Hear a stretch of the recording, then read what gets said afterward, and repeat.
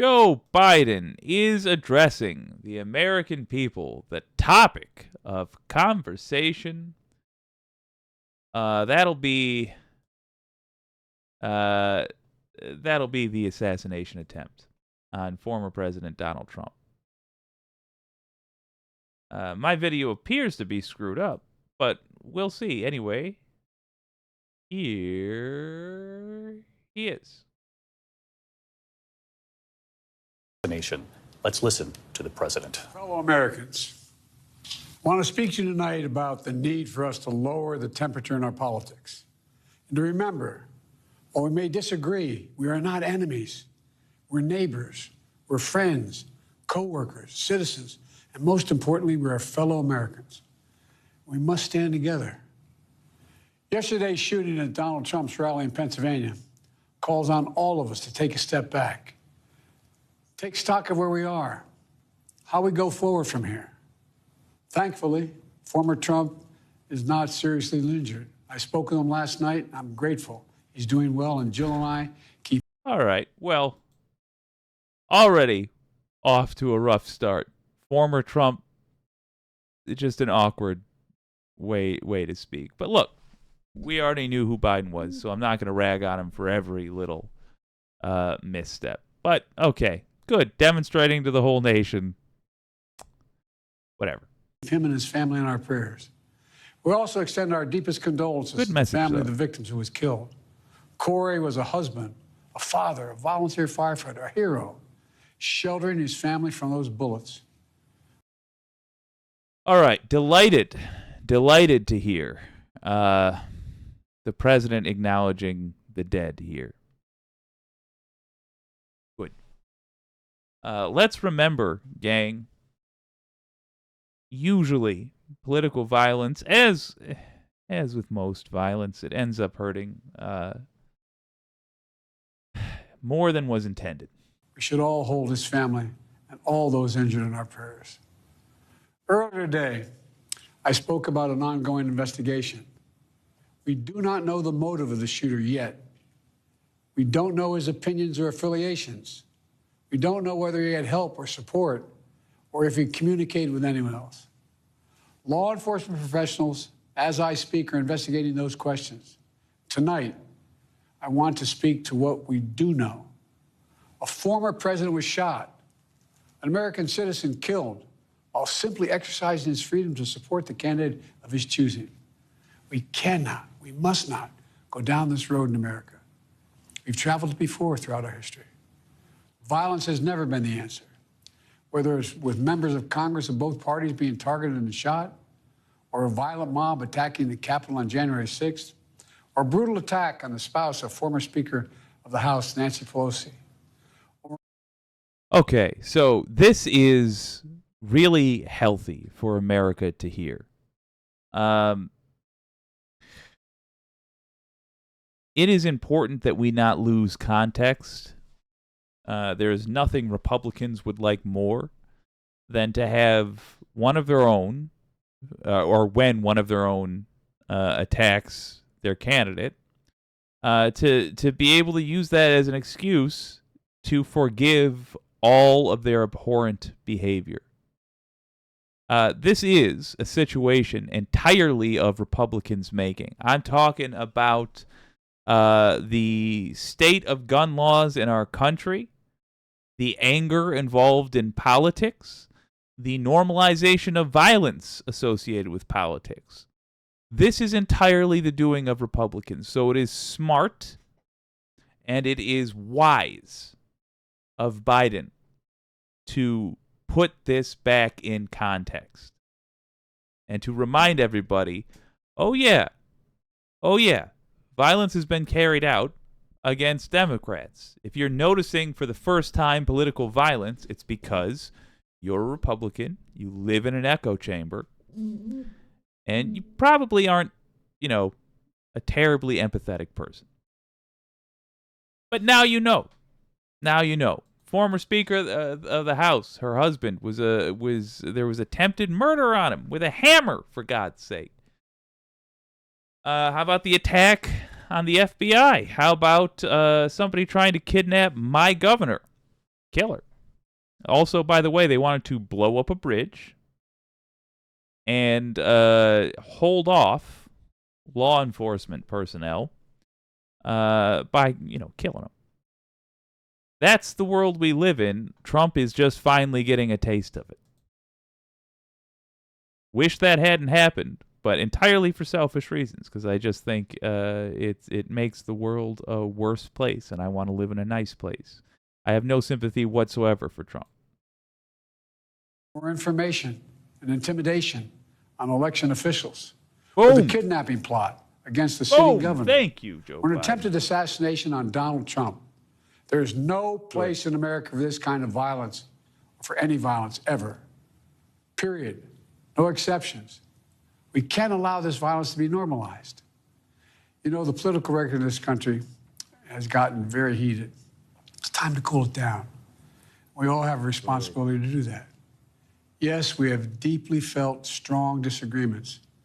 The stakes in this election are enormously high. I've said it many times that the choice in this election we make in this election is going to shape the future of America and the world for decades to come.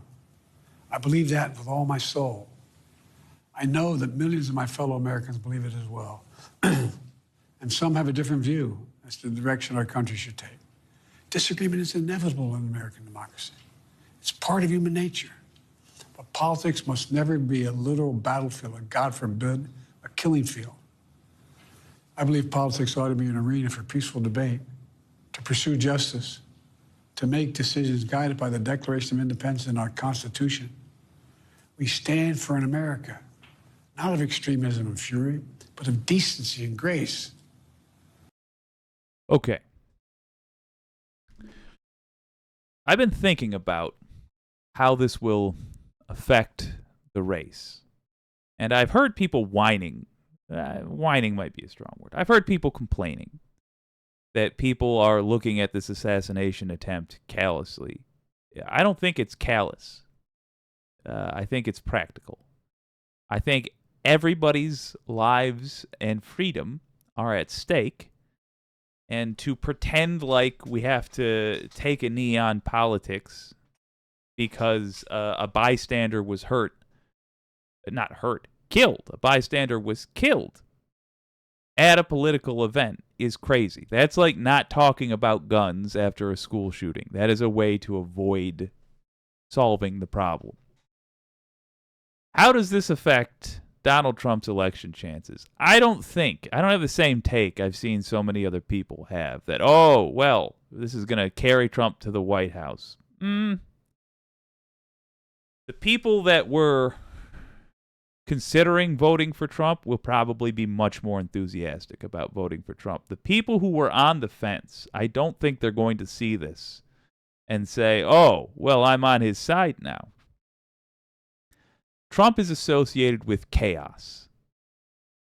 Trump's rally is where this chaotic event happened. Once again, Republicans were killed because of Trump. Think about January 6th. Ashley Babbitt and a bunch of cops. Those are the deaths for January 6th. Probably not all those cops were Republican, but nonetheless, a pattern is emerging. Republican shooter, dead. Republican, presumably, attending in the audience, dead. 2 others, critically wounded. Trump is chaos.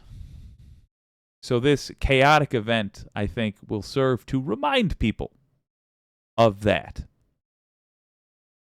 I really wish, I can't stress this enough, that gentleman who decided to take, once again, a Republican choosing to take our choice away from us, I really wish they hadn't taken a shot at a presidential candidate. That is not how things are done. It's simply no way to run a country. But I don't think the result of it is going to be a surge in the polls for Trump. I think he'll get some sympathy. Yes, he might get a bump. But for the most part, I've seen the American populace react to this the way I would have hoped they would react to similar events in the past, which is to look at the actual cause of the problem and blessedly to not fall for Republican talking points. Biden, here in this speech, doing a great job of putting all of this into context and being a force for reasonable behavior, which is exactly the contrast I want him to make to Donald Trump. Thus far, Trump's been tame as a puppy. But just wait. He really cannot last very long without flying off the handle. He will. He will. And when he does, people are going to say, oh, yeah, this is the guy that's causing all the problems. I don't get all the details. I don't get Reaganomics. I don't get yada, yada, yada. But I do know when a crazy guy's stirring up the pot, and that's Trump, not Biden. All of us now face a time of testing as the election approaches. And the higher the stakes, the more fervent the passions become. This places an added burden on each of us to ensure that no matter how strong our convictions, we must never descend into violence. The Republican convention will start tomorrow. I have no doubt they'll criticize my record and offer their own vision for this country. I'll be traveling this week making the case for our record and the vision, my vision of the country, our vision. I'll continue to speak out strongly for our democracy, stand up for our Constitution and the rule of law, to call for action at the ballot box, no violence on our streets. That's how democracy should work. We debate and disagree. We compare and contrast the character of the candidates, the records, the issues, the agenda, the vision for America. But in America, we resolve our differences at the battle box. You know, that's how we do it, at the ballot box, not with bullets. The power to change America should always rest in the hands of the people. Not battle box. Not in the hands of would-be assassins. Okay. You know, the path forward through competing visions of the campaign should always be resolved peacefully, not through acts of violence. You know, we're blessed to live in the greatest country on earth, and I believe that with every soul, every power of my being. So tonight, I'm asking every American to recommit, to make America, think about it. What's made America so special? Here in America, everyone must be treated with dignity and respect, and hate must have no safe harbor. Here in America, we need to get out of our silos, where we only listen to those with whom we agree, where misinformation is rampant, where foreign actors fan the flames of our division to shape the outcomes consistent with their interests, not ours. Let's remember, here in America, while unity is the most elusive of all goals right now, nothing is more important I don't know why it's been... All right, I'm going to be a little merciful. for us now. He doesn't have much width in the eyes to begin with, so helping the brother out. I don't know why Russia's interference online hasn't been discussed very often. I do suspect this is a symptom of having an older class of leadership. I'm not normally one who jumps on that train. I do think there should be term limits, but not because of people's age specifically. I just think you should have to live as an American and not a leader of Americans for the majority of your life. If you choose to lead Americans, most of your life should be spent as somebody being led. That is sort of, in my opinion, the purpose of democracy. But I do think there's something to be said for having the wisdom of the old in office as well as the perspective of youth. Because if we had more of the perspective of youth there, we could have addressed this 12 years ago. When you go onto a piece of political content, I've mentioned it on this show, it happens literally in our chat. Inevitably, Russian bots show up and they try to get people to argue. And if you see an account, or rather, if you see a comment in a political video that has a bunch of replies to it, and it says something that just really makes you want to reply, like, what the hell's wrong with you? Or that's a wild read of this, or yada, yada, yada. Click on the username and have a look at their account. Say it's on YouTube. Maybe they have no videos. That's not that unusual. But have they only been around for 6 months? Is their username something like John 364278977742978? Do their other comments around the internet all stir up political angst? Report them, because they're a bot. And you will see lots and lots of them. I'm delighted that Biden is taking this moment to address that, at least tentatively. I don't think he understands it even as detailed as I've just explained to you, much less a full briefing's worth of information. But he's got a limited time to communicate a lot of things, and that was fine. At least he's addressing the fact that Russia restarted the Cold War. It's now just the cyber war. And standing together, we can do this. You know, from the beginning, our founders understood the power of passion. So they created a democracy that gave reason and balance a chance to prevail over brute force. Reason That's will the American prevail. way must be. An American democracy where arguments are made in good faith. An American democracy where the rule of law is respected.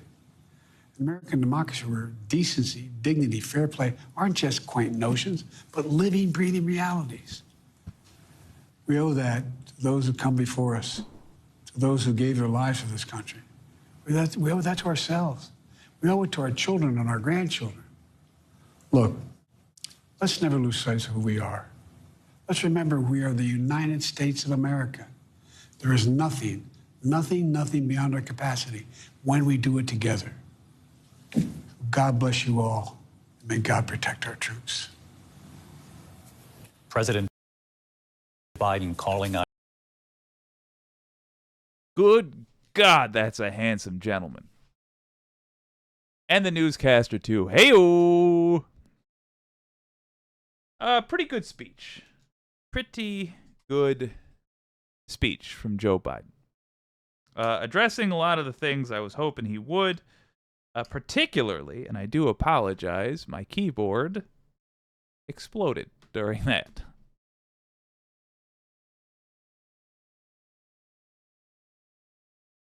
Nothing ever goes smooth, but that's okay. Addressing a lot of the things I would have hoped he was going to address, making a point to calm down the nation, making a point to say, hey, if you're on the left, I assume you're already chill, but continue to be chill, please. If you're on the right, hey, chill the fuck out. Massive oversimplification, but there it is essentially. And also dropping in a few important pieces of context, including the fact that the vast majority of this, which America needs to be aware of if we want this stuff to stop, coming from right-wingers. And by the vast majority, I mean all of it. 100% of it is coming from right-wingers, including the assassination attempt itself, apparently, from what we know so far, and the response to the assassination attempt, which was from these psychopaths to once again try their best to stir up political violence. So Joe Biden doing a great job there, also going the extra mile and pointing out that, hey, Russia's going to keep on interfering with our elections. So by the way, you out there, what you can do, this is a time where sensitive political events have happened. You can expect to see Russian bots out there stirring up controversy. When you're on social media, if you spot an account that seems to be stirring up controversy, check it out. Look for the signs. Has it only been around for a couple of months? Put it like this. Has it been around for less than a year? Does it only ever post things that are stirring up political upheaval? Report it. Report it to whatever website you're on. That is how you can keep the nation from going wackadoo.